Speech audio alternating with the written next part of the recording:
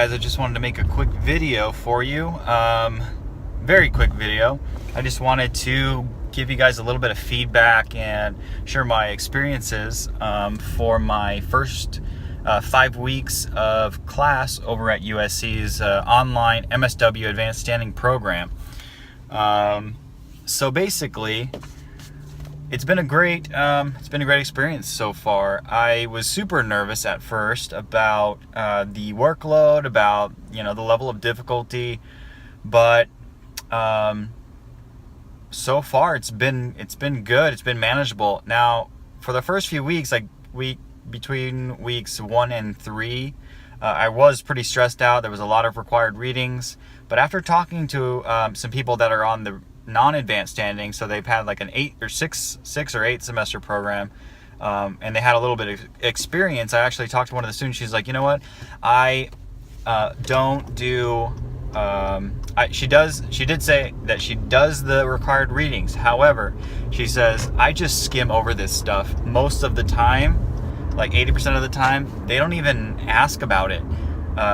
It's just there for like some supplemental information. They might it's important to the overall theme of the class and what they're going to talk about in the next week, because things are 1 week ahead in this program. So by that I mean you have to do your homework a week ahead of time, so that the live session on the next week will be talking about all the things that you've done, all of the homework that you've done, the assignments that you did, and the readings that you did. But so far, none of the teachers really have asked any real tricky questions about some of these resources, these required readings. So I don't know. I've been just kind of skimming through it, spending about 10 minutes on each little required reading, taking a few notes. But I think that's all that's really necessary. And I wanted to give a little information. I still keep in contact with some of my old classmates from Humboldt State University. I have one awesome classmate that named Jacqueline. She goes to Boston University, and that was where I wanted to go before I got into USC, and actually got into USC, and I still wanted to go there, but ended up not getting in. And I think I already explained that in a prior video. This is some horrible lighting, but anyway, so yeah, I just wanted to give that information. It's not that bad. It's she's actually having she told me that she has like a 15-page paper due, and she's like, does it really take 15 pages to answer this question?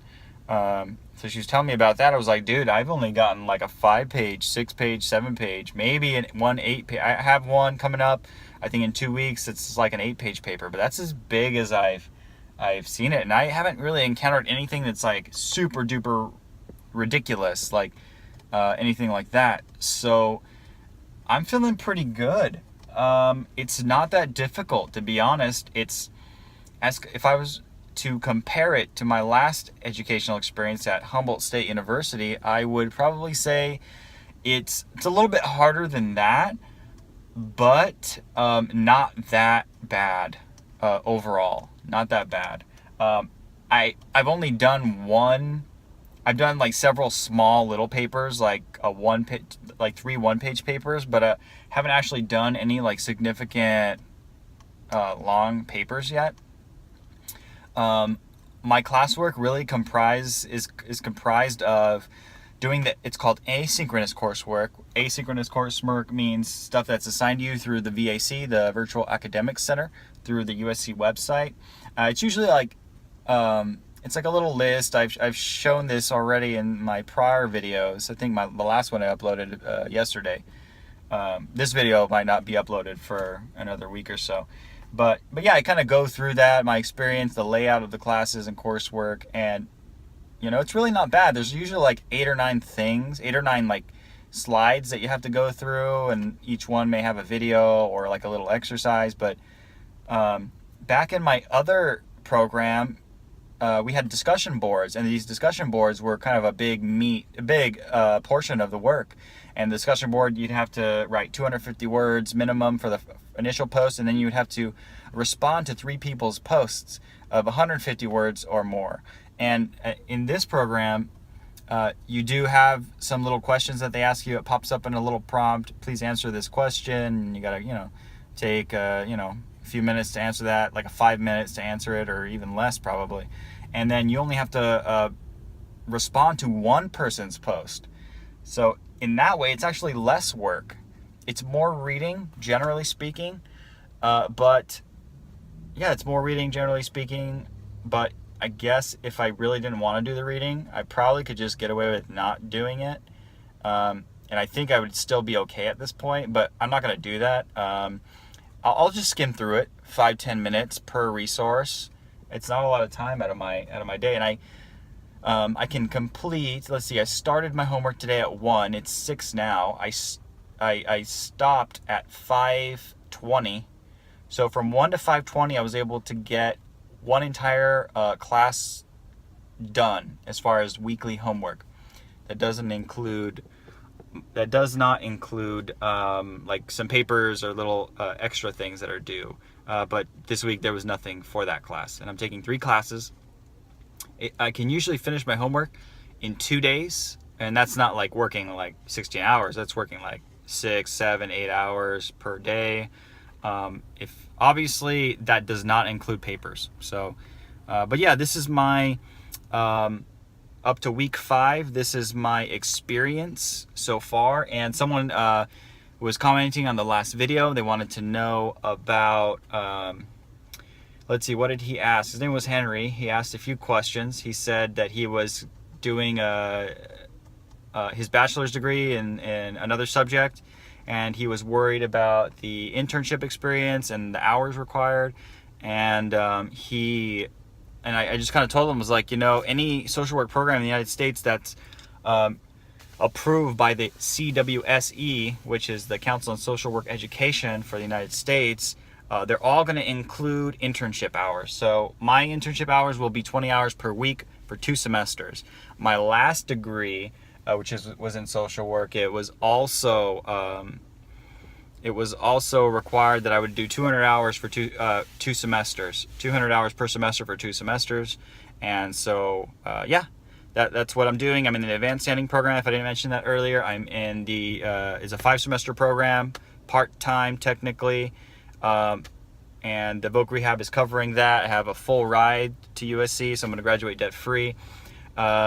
And I wanted to mention one thing else that Henry was talking about. He said that he was, wondering about, actually he wanted to know about the veterans concentration. So the veterans concentration, you have to, at USC, you have to be able to come into contact and do most of your client contact hours, which is your internship hours. You have to be in contact with veterans 40% of the time. And if you're not going to be able to do that and find an agency that you can do that at, you're probably not going to be able to choose that concentration or have that, have the concentration, because you have a field placement advisor and they're going to be searching for you for placement. So it's important that you realize that it's kind of a constraint there. My concentration right now is mental health and behavioral health. And I think the program emphasis is called adults aging and healthy aging and wellness, or something like that. And it's basically the mental health and therapy kind of concentration. They also have macro social work policy, which is like a governmental policy concentration. They have a kids concentration, and I think they have some other stuff too.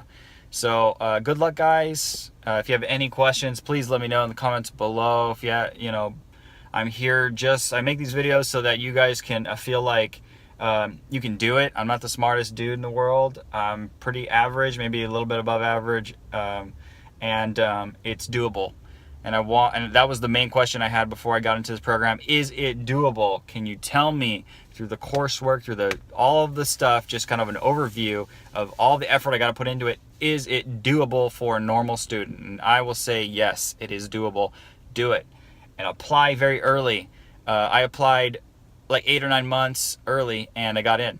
and it's important for you guys to apply really early because they have quotas and demographic requirements for most colleges now, or they have to have a certain number of men, minorities, males, females, transgender, LBGT people.